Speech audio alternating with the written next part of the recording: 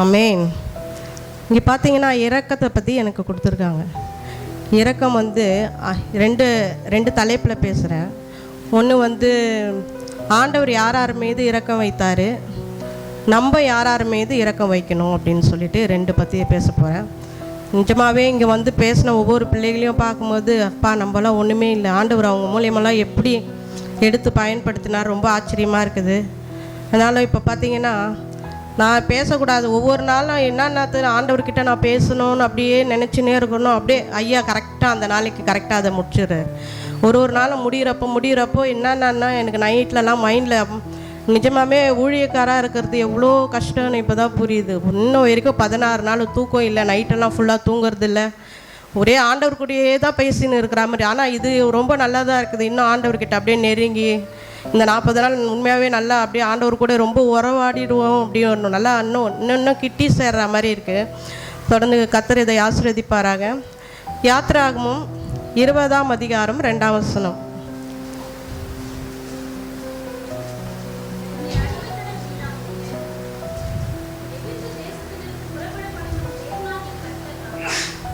அதுதான் இஸ்ரவேல் மக்களை வந்து எகிப்திலிருந்து அடிமைத்தனத்திலிருந்து இருக்கிறவர்களுக்கு கர்த்தர் இரக்கம் பாராட்டினார். முதல் தலைப்பு, அடிமைத்தனத்தில் இருக்கிற இஸ்ரவேலருக்கு என்ன செய்தால் இரக்கம் பாராட்டினார்.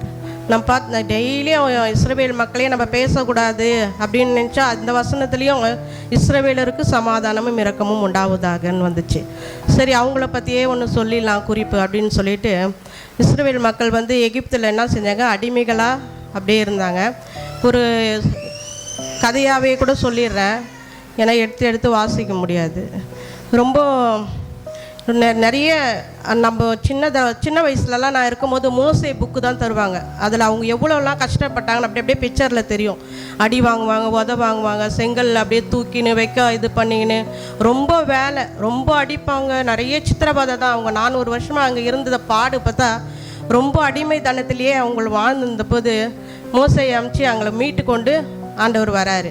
வந்தப்போ தான் உண்மையாகவே அது எவ்வளோ அடிமைத்தனன்றது ரொம்ப அதே மாதிரி நான் கண்கூடல பார்த்துருக்கேன். பெங்களூரில் நாங்கள் இருக்கிற இடத்துல எதிரிலேயே பொறி விற்பாங்க, அது கம்பெனி. அங்கே வந்து சின்ன பசங்க அந்த நிறைய நீடு இன்பா இவங்கெல்லாம் ஒரு பேரண்ட்டும் 1 லட்சத்துக்கு அவங்கள வாங்கின்னு வந்துடுவாங்க. கிட்டத்தட்ட 1 வருஷமாக அவங்க அப்படியே செய்யணும். அப்படியே அந்த வேலை, பசங்க தூங்குறதே நாங்கள் பார்க்க முடியாது. எப்பவுமே போனபடியே இருக்கும். பசங்க தூங்க மாட்டாங்க, இது பண்ண மாட்டாங்க. முன்னாடியே பணத்தை வாங்கிட்டு அம்மாங்க அப்படியே விட்டுருவாங்க. எந்த ஒரு ஃபெஸ்டிவல் வந்தால் கூட, பண்டிகை டைமில் கூட அவங்க வீட்டுக்கே போக மாட்டாங்க. அப்படியே ரொம்ப சண்டேனா போயிட்டு நானும் எங்கள் அண்ணன் பொண்ணு போயிட்டு பொறி 5 ரூபா ஒரு 2 சேர் வாங்கின்னு வருவோம். சூடாக பசங்க ஃபுல்லாக அடுப்பு அப்படியே நெருப்பு, அப்படியே ரொம்ப கஷ்டமாக இருக்கும். ஆனால் இவங்க அடிமைத்தனத்தில் வாழ்ந்தாலும் இது வந்து அவங்க பேரண்ட்ஸ்க்கெல்லாம் அந்த பணம் யூஸ்ஃபுல்லாக இருந்துச்சு. ஆனால் இஸ்ரவேல் மக்களுக்கு ஒன்றுமே பிரயோஜனம் இல்லை, ரொம்ப சித்திரவதை, ரொம்ப கஷ்டம். மோசே வந்து இட்டுன்னு வராரு. இட்டுன்னு வந்தும் எவ்வளோ பார்வோன் ராஜா மூலிமா எவ்வளோ அற்புதத்தை பார்த்து தான் அவர் பின்னாடி வராங்க. எவ்வளோ வாதைகளெல்லாம் பார்க்குறாங்க. அதெல்லாம் அந்த அற்புதம் ஒன்றா பார்த்து கூட என்ன செய்ய முடியல அவங்க பார்த்துட்டு. ஆனால் திரும்பி வந்துட்டாங்க, எகிப்திலிருந்து வெளியே கூட்டின்னு வராரு. அவங்கள ஆண்டவர் வந்து ஒரு சும்மா இவங்களை நடத்தக்கூடாது அப்படின்னு சொல்லிட்டு ஒரு 10 கட்டளை மூலயமா நம்ம நடத்தலாம், இதை கொடுத்தா இது அவங்களுக்கு யூஸ்ஃபுல்லாக இருக்கும் அப்படின்னு சொல்லிட்டு என்ன செய்கிறாரு, அவங்களுக்கு 10 கற்பனையை கொடுக்குறாரு. அப்போ மேலே போய் மோசை கீழே வரத்துக்குள்ளே திருப்பியும் அந்த அடிமைத்தனத்தில் இருந்த பாவம் அவங்கள என்ன செஞ்சிச்சு, அதுக்குள்ளே மோசை கீழே அந்த கற்பனை வாங்கின்னு வரத்துக்குள்ளே அப்படியே என்ன செஞ்சிட்டாங்க, அப்படியே மோசை அப்படியே கோவத்திலே உடச்சிட்டார். அவ்வளோ கன்றுக்குட்டியை வார்ப்பித்து நகைங்களை கழட்டி திருப்பும் அந்த அடிமைத்தனத்துக்கு நல்லா மீட்டு எடுத்து ஆண்டவர் அவங்களுக்கு காடைகள், நல்லா இனிமையான தண்ணீர் எல்லாத்தையும் கொடுத்தா கூட அவங்க என்ன செஞ்சிட்டாங்க, திருப்பியும் அந்த அடிமைத்தன பாவத்துக்கே கூட என்ன செஞ்சாங்க போனாங்க. அது வந்து யாத்திராகமம் 34ஆம் அதிகாரம் 6-7 படிங்க.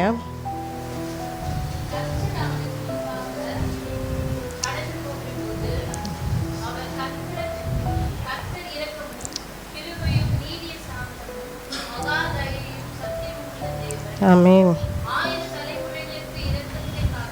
ஆமென். போதும்.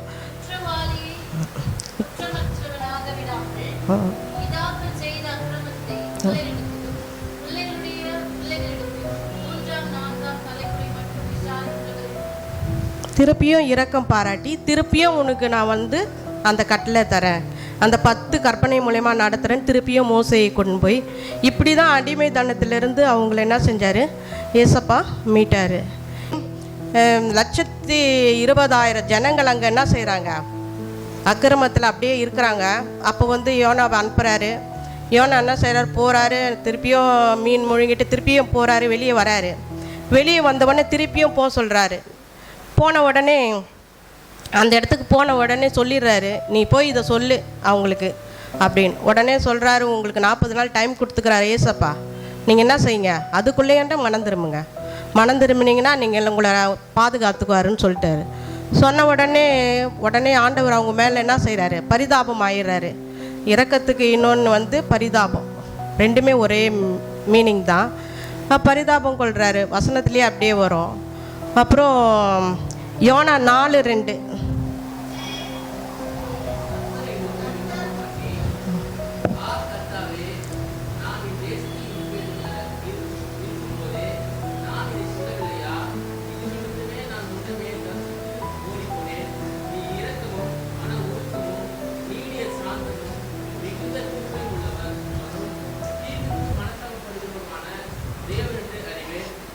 அதான் யோனா பார்த்தீங்கன்னா, யோனாக்கு அப்படியே டென்ஷன் ஆகிடுது.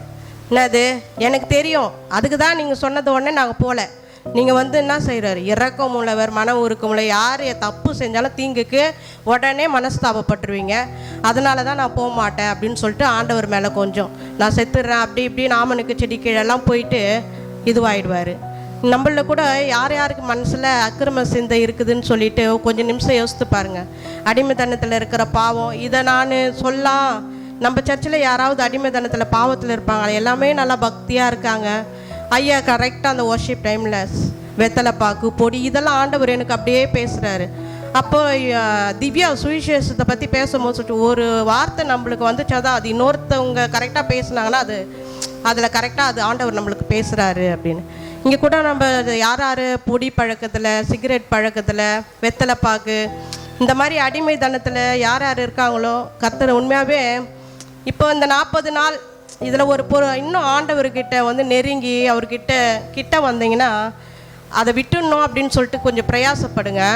அதை விட்டுட்டா தான் நம்மளுடைய வாழ்க்கை என்ன ஆகும், ஆண்டவர்கிட்ட போகிறதுக்கு. ஆண்டவர் நம்ம மேலே எவ்வளோ இரக்கம் உள்ளவர், எவ்வளோ பேர் வெளியெல்லாம் அப்படி போகிறாங்க, ஆனால் நம்மளை அப்படி விடல, நம்மளை என்ன செய்தார், இரக்கம் பாராட்டி கொண்டு வந்திருக்கிறார். அதே மாதிரி தான் இந்த அக்கிரம பாவம், நம்ம வாலிப வயசில் நிறைய அக்கிரம பாவம், அந்த நினைவு மக்கள் அப்புறம் ஆண்டவர் லட்சத்தன், நீ வந்து அந்த ஆமனுக்கு செடிக்கு நீ விதை போட்டியா, தண்ணி ஊற்றினியா, ஒரு நாள் முளைச்சது ஒரு நாள் நிழல் கொடுத்ததுன்னு அதுக்கு பரிதபிக்கிறியே, பரிதாபப்படுற. ஆனால் வந்து நான் எவ்வளோ 120,000 மக்கள், என் பசங்க என் பிள்ளைங்க அழிஞ்சு போகிறாங்க, நான் எவ்வளோ அவங்கள நான் இது பண்ணுறேன், நான் அழிக்க மாட்டேன். அவங்க மேலே இறக்கப்பட்டு அந்த நினைவு பட்டணத்து மக்களை ஆண்டவர் இரக்கம் பாராட்டி அவங்கள காப்பாற்றினார். அந்த மாதிரி தான் நான் கூட ரொம்ப வாலிப வயசில் ஊழியக்கார அம்மா பாஸ்டர் வீட்லேயே தான் இருப்பேன். ரொம்ப பக்தி, ரொம்ப அப்படியே எந்த ஒரு ஊழியமும் மிஸ் பண்ணவே மாட்டேன். இதோ இப்போ வினித்து இவங்கெல்லாம் இருக்க மாதிரி தான் எல்லா வெளியே தெரு பிரசங்கம் எங்கே போனாலும். இன்னும் இங்கே அரக்கோணத்துலலாம் நைட்லலாம் நடக்கும், அப்போ கன்வென்ஷன் கூட இவரெல்லாம் வருவார். நிறைய ஆனந்தஸ்திரா, இன்னும் அங்கே பெர்க்மான் செய்ய ஆவடியில் ட்ரெயின் கூட இருக்காது. நைட்டு 11 மணி லாஸ்ட் ட்ரெயினுக்கு போயிட்டு அங்கேருந்து இறங்கி ஒருத்தருக்கு போனால் 4 கிலோமீட்டர் என்ன செய்வோம், நடந்து போவேன். ரொம்ப எப்படின்னா ஆண்டவர் என்னை ரொம்ப அந்த அளவுக்கு அவரை ரொம்ப தெரிஞ்சுக்கினார். ரொம்ப அவரோடு கூட ரொம்ப நெருங்கி இருந்தேன். என்ன பண்ணுறதுன்னே தெரியாது, ரொம்ப அப்படியே அனல் பறக்கிற மாதிரி எந்த இதுனாலும் எங்கன்னா போனேன்னா பாட்டு பாடுறது, வர்ஷிப் பண்ணுறது, ரொம்ப பக்தியாக இருந்த. 10ஆம் அதிகாரம் 30, 37 இதுவும் அப்படியே சொல்லிடுறேன், டைம் ஆயினேக்குது. இதில் பார்த்தீங்கன்னா லேவியன், ஆசாரியன் எல்லாம் என்ன செய்கிறாங்க, வந்து பார்த்துன்னு போகிறாங்க. போகிற வழியில் குற்றுயிரை மறிக்கும் எல்லாம் அடித்து போட்டு போயிட்டாங்க. அவர் என்ன செய்கிறாங்க, காப்பாற்ற முடியாமல் அப்படியே திரும்பி போயிட்டாங்க. கிட்ட வந்து பார்த்துட்டு போயிட்டாங்க. ஆனால் நல்ல சமாரியன் ஆண்டவர் இயேசுப்பா வராரு. அவர் வந்து 34வது வசனத்தை மட்டும் படிங்க. கிட்ட வந்து அவருடைய காயங்களில் எண்ணெயும் திராட்சை ரசமும் வார்த்து காயங்களை கட்டி சுய வாகனத்தின் மேல் சத்திரத்துக்கு கொண்டு போய் இது பராமரித்தார். அப்படிதாங்க, உண்மையாகவே ஆண்டவர் தான். வேறு யாரும் நம்மளால முடியாது. அவர் மட்டும் தான் என்ன செய்தார், காயங்களை கட்டுறது, நம்மளை விசாரிக்கிறது, நம்மளுக்கு அவருடைய ரத்தத்தால் கழுவுறது, மீட்பு கொடுக்கறது, எல்லாம் சொந்த பந்தம் எல்லாம் நம்ம உடம்பு சரியாக இருக்கும் போது, நம்ம கஷ்டத்தில் இருக்கும் போது, நம்ம கட்டுகளில் இருக்கும் போது பார்த்துட்டு தான் போவாங்க. அவர் மட்டும்தான் ரட்சிப்பு கொடுத்து நம்மளை காயத்தை கட்டி நம்மளை விசாரித்து சர்ச்சைக்கு கொண்டு வந்து சத்திரத்தார் கையில் விட்டு நம்மளுக்கு புதிய ஏற்பாடு பழைய ஏற்பாடு இந்த ரெண்டு புத்தகத்தை நம்மளுக்கு கொடுத்து இன்னும் அவர்கிட்ட இன்னும் எது வேணுமோ, இன்னும் நெக்ஸ்ட்டு நான் வரும்போது நான் பார்த்துக்கிறேன்னு சொல்லிட்டு போகிறேன். அந்த மாதிரி தான் ஆண்டவர் மட்டும்தான் முடியும். மரிக்கும் தருவாயில் நம்ம இருந்தோம்னா கூட, நம்ம கஷ்டத்தில் கூட அவர் மட்டும்தான் நம்மளுக்கு இரக்கம் பாராட்ட முடியும். இப்போ நாம் யாரார் மேலே இரக்கம் பாராட்டணும், இதை மட்டும் தான் நான் எடுத்துன்னு வந்தேன். உண்மையாகவே ஐயா கரெக்டாக ஜெபத்தில் வச்சிட்டாரு. நாம் யாரார் மேலே இரக்கம் பாராட்டினா கலாத்தியர் 6:6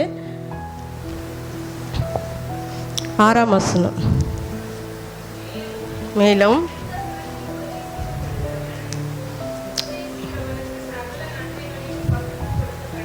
ஆமென். ஊழியக்காரருக்கு சகல நன்மைகளிலும் நாங்கள் வீடு ஓப்பனிங் பண்ண போகிறோன்னோ நம்மளுக்காக ஜபம் பண்ணி டேட்டு கொடுத்து நம்மளுக்கு இரக்கம் பாராட்டி ஆண்டவர் நின்று இது பண்ணி ஜெபம் பண்ணி எல்லாம் பண்ணுறாரு. நம்ம அவருக்காக என்ன பண்ணுறோம், அவருடைய நன்மை ஒன்று தான். புண்ணப்பகுதியில் இடம் வாங்கணும், இதை தான் நான் திங்க் பண்ணின்னு வந்து அதே ஜபத்தில் வச்சிட்டேன். புண்ணப்பகுதியில் இடம் வாங்கணும், இதுக்காக ஒரு நாள் என்ன செய்யணும், நம்ம பாரப்பட்டு இந்த அடுத்த வாரத்துக்குள்ளே உண்மையாகவே கர்த்தர் இதை செய்வார். நம்ம எல்லாருமே சேர்ந்து ஜெபிச்சோம்னா அந்த ஜெபத்துக்கு உண்மையாகவே பதில் உண்டு. அதே 2ஆம் வசனம் படிங்க. ஒருவர் பாரத்தை ஒருவர் சுமந்து கிறிஸ்துவினுடைய பிரமாணத்தை நிறைவேற்றுங்கள். உண்மையாகவே ஒருவர் பாரத்தை ஒருவர்னா செய்யணும், சுமக்கிறவர்களாக இருக்கணும். ஒருவர் நம்ம போய் அவங்க மூட்டையை போய் தூக்க போகிறதில்ல, ஒன்றும் பண்ண போகிறதில்ல. ஒருவர் அவங்களுடைய என்ன ப்ராப்ளம் அவங்களுக்காக ஜெபிக்கிறதோ, அவருக்கு நம்மளாண்ட ஒன்றுமே எதிர்பார்க்கல. நீங்கள் இது பணம் கொண்டு வா, நகை கொண்டு வா, இந்த அஸ்மாபாகவே ஜெபம் பண்ணு, அதெல்லாம் எதுவுமே கண்டிஷனாக எதுவுமே சொல்கிறதில்ல. அவருடைய பிரயாசம், அவருடைய பாடு நம்மளுக்காக போய் ஒவ்வொரு நாளும் திறப்பில் நிற்கிறாருன்னா அவருடைய இது என்ன வேண்டுதல் நன்மை என்னன்னா, பொண்ணை பக்கத்தில் இடம் வாங்கணும் கட்டணும். எவ்வளோ பிரயாசம், வாரம் மழைன்னு பார்க்குறதுல வெயிலுன்னு பார்க்குறதுல, நம்மளுக்கு கொஞ்சம் வெயில் வந்தாவே உள்ளே இருக்கிறோம். ஆத்துமாக்களை கூட்டின்னு போயிட்டு அந்த இடத்துல அவ்வளோ ஒரு பிரயாசத்தோடு அந்த இடத்துல செய்கிறாங்க. அதுக்காக நம்ம ஒன்றே அவங்க அந்த குறிப்புக்காக மட்டும் தொடர்ந்து ஜெபிக்கிறவராக இருங்க. அதே மாதிரி 10ஆம் வசனத்தை படிங்க.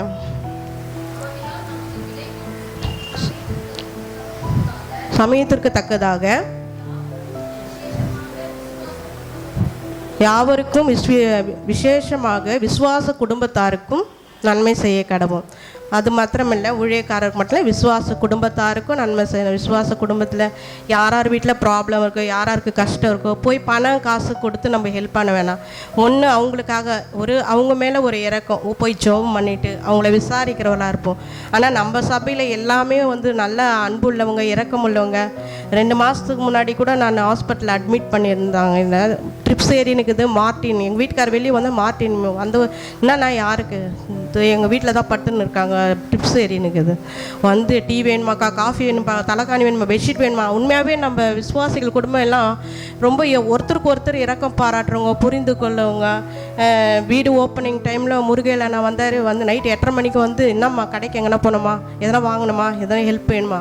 வினீதெல்லாம் 2 நாளைக்கு முன்னாடி அக்கா நாங்கள் இருக்கிறோம், பயப்படாதக்கா, எல்லாமே பார்த்துக்குறோம், எல்லாமே நாங்கள் செய்வோம். உண்மையாகவே நம்ம பிள்ளைங்க எல்லாத்துலேயுமே ஒரு எப்படி சொல்கிறது, டைமண்ட் சர்ச் வைரம் எப்படி ஜொலிக்குதோ, ஒவ்வொரு பிள்ளைகளும் இப்படி ஜொலித்து கொண்டு இருக்காங்க. இந்த ஜொலிப்பு எப்பவுமே நிரந்தரமாக இருக்கணும். எதுவுமே நம்மளுக்கு ஒரு கஷ்டத்தையோ ஊழியக்காரருக்கோ மற்றவங்களுக்கோ கஷ்டத்தை கொடுக்கக்கூடாது. அதான் பவுல் இந்த பிரமாணத்தை எல்லாம் பவுல் தான் நிறைவேற்றினது. ஒரு பாரத்தை ஒருவர் சுமந்தார். விசுவாசிகள் குடும்பத்தாருக்கு, ஊழியக்காரர் குடும்பத்தாருக்கு, எல்லாத்துக்கும் பவுல் என்ன செய்தார், செஞ்சுட்டு அதே மூலிமா நானும் நம்முடைய கர்த்தராகிய இயேசு கிறிஸ்துவின் சிலுவை குறித்து மட்டும் மேன்மை பாராட்டினார். அவரை போலவே சிலுவையில் அறிந்தேன். ஏசப்பா கூட வனாந்தரத்தில் தான் போய் சுவிசேஷத்தை சொன்னார். இவர் தீவு அங்கங்கே ஒரு சர்ச்சு, காற்று மழை புயல் எதுவும் பார்க்கறதில்ல, அப்படியே போயிட்டு எங்கே போய் படகு நிற்கிதோ அந்த இடத்துல போய் ஒரு சுவிசேஷம். உண்மையாகவே இப்படிப்பட்ட அவர் ஒரே டைம் தான் ஏசப்பா அவரை தொட்டார் பவுலை.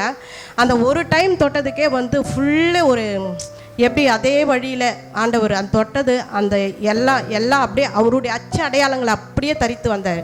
அது நம்ம எத்தனை ஒவ்வொரு நாளும் ஒரு வருஷமாக 40 நாள் வந்து உட்காடுறோம், 40 நாள் மெசேஜ் கேட்குறோம், சண்டே சர்வீஸில், ஃப்ரைடேயில் ஒவ்வொரு நாளும் நம்ம கேட்டுக்கின்னு இருக்கிறோம். அதே அவர் ஆண்டவரை போல் நாமும் இரக்கமுள்ளவராய் மற்றவங்களை விசாரிக்குங்களா, மற்றவங்களுக்கு மேலே அன்பு செலுத்துகிறவங்களா இருக்கணும்.